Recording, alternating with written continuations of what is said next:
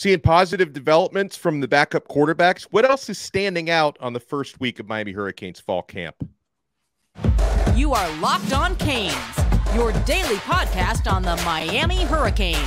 Part of the Locked On Podcast Network, your team every day.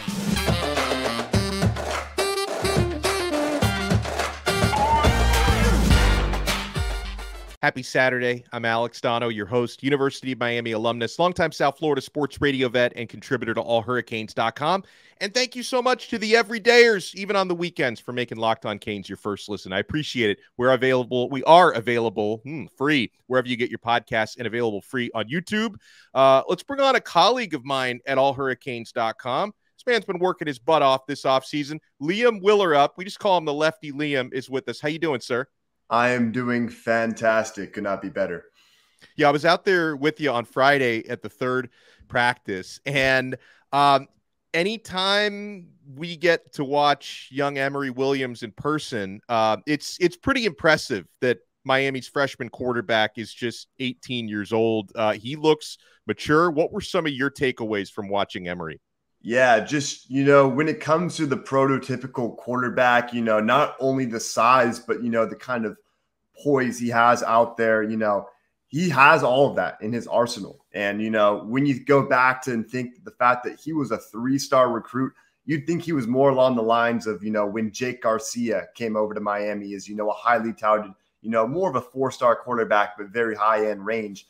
If you gave someone a blind comparison, put Emory Williams up against, just the eye test of the quarterbacks on the roster, you would think he's a lot, more experienced than what he really is, which is great to see, from a guy that, the fan base was, a little up and down and hesitant at first because some people jumped to look at the stars and everything like that. But, we saw at the Elite 11, what he did last summer. And now, he's had some time under his belt at Miami. And, I'm excited to see, if any, action that he could see this year. Now probably going to take a redshirt year, but may see some action if then things work out that way.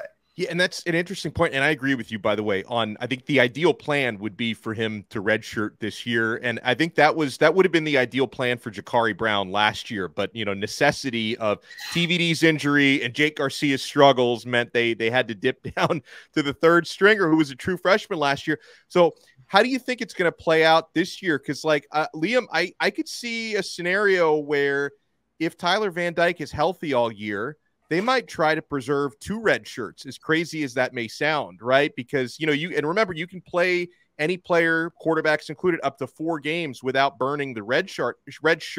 I could see a scenario where, Tyler Van Dyke is healthy and they can redshirt both Brown and Williams this year. Oh, 100%. I think, the best case scenario would be that you have Tyler healthy throughout the entire season. And if, you go into points into games, that are less competitive, you can say, hey, let's throw this guy in there. We know we have X amount of games left for him. If we put him in there, let him get some reps, it's not going to hurt his redshirt status. But of course, the last thing you want to do is have anything what happened last year. We don't want a situation where we don't have our guy there. We want to make sure Tyler's as healthy as possible. And, that O-line looks like they may be able to keep him healthy. What did you think watching all the quarterbacks today? Because there was like one drill, and I think we were standing together when there were like a couple missed throws on a drill. And Dawson got a little fired up on Friday. Mm-hmm. Like I heard Dawson, we need to be better. Although I think the worst of those throws was from one of the walk-ons. So I don't read too much into that when a guy who's probably never going to see the field is out there missing throws. But because I felt that that Jacurr and Brown, and I watched them more closely than Tyler on Friday. I felt that they both, to me, probably had their best practice of fall so far out of the first 3. Yeah, I mean, at the end of the day, you want to see Dawson, set the table, set the room. You don't want him, even if it's, a guy that's at the bottom of the depth chart, he needs to be able to have that command, especially what happened last season with how the Gaddis era ended. I love to see that. But you're right. We saw a lot of intermediate short passes, did see some, kind of go into the end zone, back zone fade.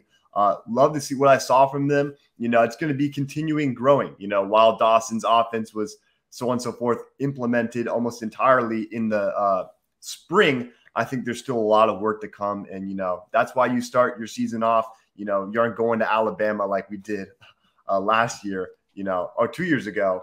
We're doing it a different way, starting against, the Battle of the Miamis. So, yeah, I would say, though, they were fantastic looking. I mean, strong quarterback room is the thing that we want because, like you mentioned, if Tyler goes down, you want to make sure you have competency. And, that kind of was a problem last year. Maybe that was the scheme. Maybe that was just the youth on the roster.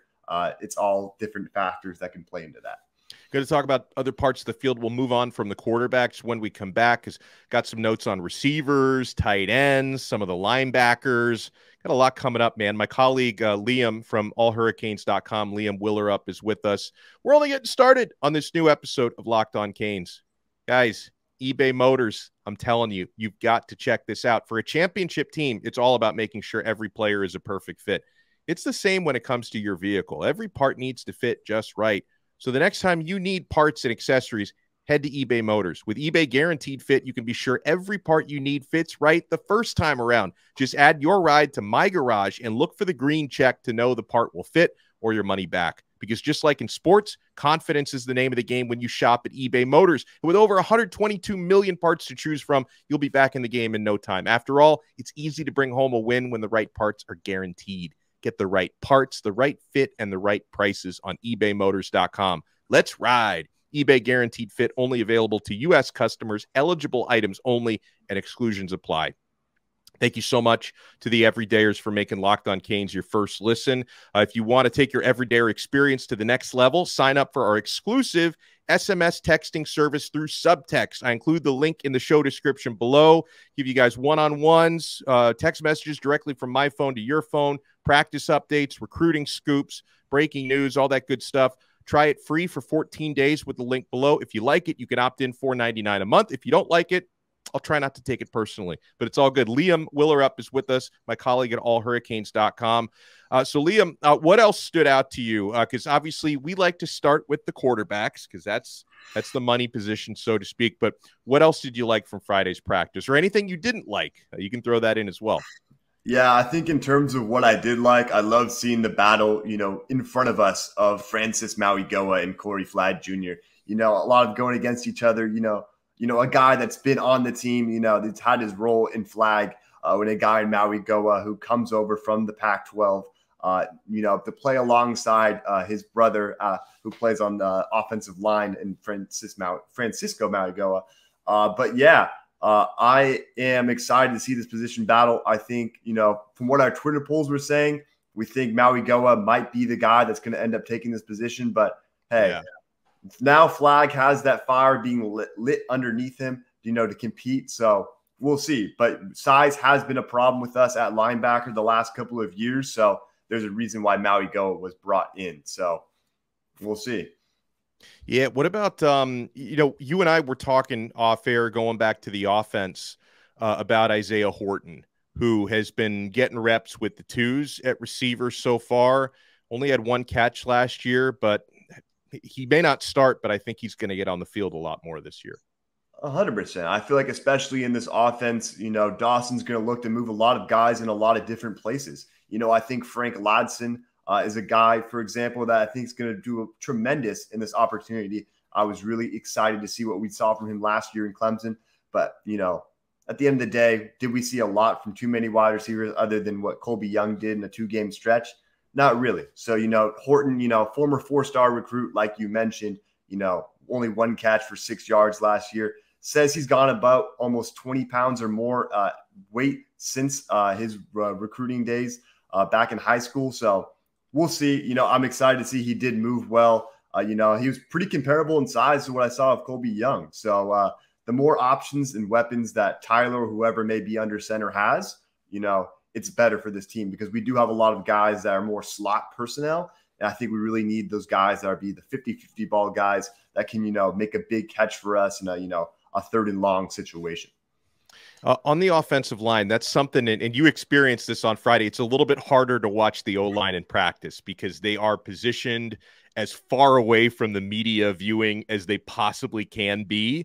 But there's a lot of interesting stuff in that group. We spoke with Jalen Rivers, yesterday, who, seems to be the starting left tackle until further notice, kind of depending on Zion Nelson's recovery. And Rivers can play every position on that offensive line.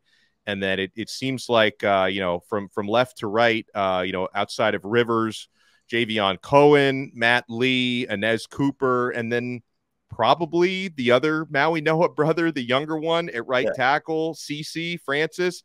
Do you think it's going to play out that way? Do you think I just gave you the starting offensive line, or could there be any surprises there? Yeah, it's really interesting. Nelson, I think, is a guy that everyone really wants to back for. Showed great signs at the start of his Canes career. Last season was really injury riddled. Haven't heard too much of talk around him with the fall camp, which, may be an area of concern. Maybe he's still just going through the process and the motions. But yeah, it seems to be that, Rivers, Cooper, Lee, Cohen, and then, it's probably going to be one of those freshman guys going in there, right tackle, which is amazing. We landed 2 blue chip tackle guys, and one of them might start for us next year, this coming season, and then probably both the following year, whether they both stay at tackle. Mauigoa, he's an athletic specimen, so he can move around in a lot of different places, and especially doing some zone schemes, being able to run out there. It's going to be exciting to see. Can't be disappointed with this offensive line talent, especially at the time being. Yeah, and I think eventually Okunlola is going to be just as good as Francis, but I think what is making just Francis, he's hitting the ground running a little bit quicker. I think it has a lot to do with the fact that he comes from IMG Academy. I mean, it's basically like it's like coming from junior college. Like, it's a little bit more Power 5 comparable, whereas Sampson, who I think is going to be an all-out stud and probably the future starting left tackle, he comes from, a smaller district in Massachusetts from Thayer Academy. So I think it's a bigger adjustment to just the speed and the size of the athletes than what Francis is going through. Sampson, was the highest ever recruit to come from his state, as far as I was aware. And on the other side with Mauigoa, like you mentioned, he's getting coached by college-level coaches at IMG Academy. And there's a reason why they're pumping out these great talents. And, luckily enough, we're getting some of those talents down here in South Florida. What do you think we're going to see from the defense this year? When we were speaking with a couple of the D linemen on Friday, right? We spoke to Leonard Taylor and Branson Dean, who has been turning some heads coming over from Purdue. He's been really good so far. I keep hearing from every defensive player, especially the defensive linemen, about how much movement there is and just how they're going to be confusing opposing quarterbacks. Last year was not a fun year to watch defensively. Do you think we have better times coming? No, 100%. I mean, the bright spots of last year were simply, on the defensive line were Messidor and Taylor, and then, our safety tandem in the back. But with this defensive line going forward, it's great to see a mix of, incoming guys like Dean, guys that are returning that are going to step their games up. And then, the new guys, are we going to see much from them? I know Ruben Bain's a name that people have been pushing for.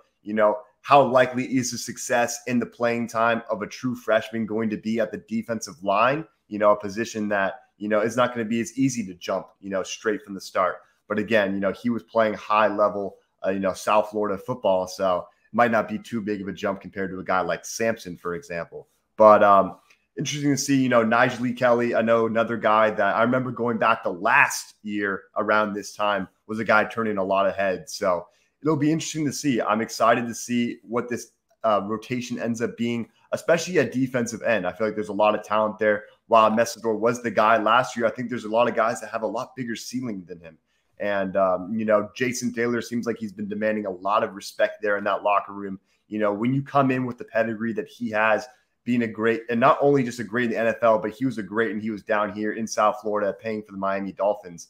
I feel like that even commands more with him. So as long as they're gelling well with each other and we have the depth, when we're facing, those tough games, when we got to go on the road and play at FSU, or we have Clemson here, or even just one of the first couple of games of the season when Texas A&M can be a deciding factor. We knew how physical that game was last year and how close it was. And, small parts like the defensive line can make a huge difference and, who ends up being victorious. And I think that we have the talent. I think it comes down to execution, and it looks like the coaching staff is in order there. What do you think the team record is going to be this year? I know it's a tough one. It's a tough one because some fans are more patient than others. How much of a turnaround do you see? Yeah, it's something that I feel like I've talked about with a lot of, people down here in South Florida. I've seen people talk as high as, 10-2, people saying 6-6. I kind of find myself in a happy medium. I'd say 7-5 is kind of what I'd be content with. I feel like anything below that's going to raise a little bit more of an eyebrows. And I think if anything goes above that, things that, are in play right now are going to do a lot better than we expected. That defense is going to step up. The presence of Francisco Mauigoa in the middle, if he is the guy there, is going to make a huge difference. The safeties continue to develop. And, we see some great production out of these corners, which have been talked about very well in the last couple of days of practice. So I would say 7-5, position ourselves to continue to grow, because unfortunately we do play some pretty tough games, going up to face FSU, who's a team that some are probably putting some money on to look to be, contending for a national title, or just even contending in the ACC, in the Clemsons of the world. Unfortunately, how Miami goes sometimes is, there's games that we expect to win and don't go our way. But I feel like I definitely see, the vision with Cristobal. He had to get himself situated here. It's too much to think that he was going to do what Lincoln Riley did, but Lincoln Riley brought over one of the most talented quarterbacks of all time to USC with him, while, there was a lot of stuff moving around at Miami when Cristobal arrived. Looks like he has the coordinators in place. We've seen a lot of stuff good from these coordinators so far. As long as that talk continues to be great and positive, I'd say, 7-5 to 8-4, I think is very feasible for the Hurricanes this season. Like it. Good stuff. And make sure you check out Liam's work at allhurricanes.com. Follow him on Twitter at the Lefty Liam. And man, hopefully Canes keep making strides in these practices. And, we are a week away from Canes Fest. I'm going to be out. Are you going to Canes Fest, Liam? I will have to double check. Maybe I can make my way out there. So wow, big time. You're like, I got to check my calendar. I'm going to have my people take a look and see if they can open up a slot for me. It would be fun to make it out there, though, 100%. But we'll be there for the first game, though, regardless. I love it. I love it. So make sure you check him out, the Lefty Liam, on Twitter. I am Alex Donno, and thank you so much to the Everydayers. We will talk to you guys again on Monday on another episode of Locked On Canes, part of the awesome Locked On Podcast Network. Your team every day.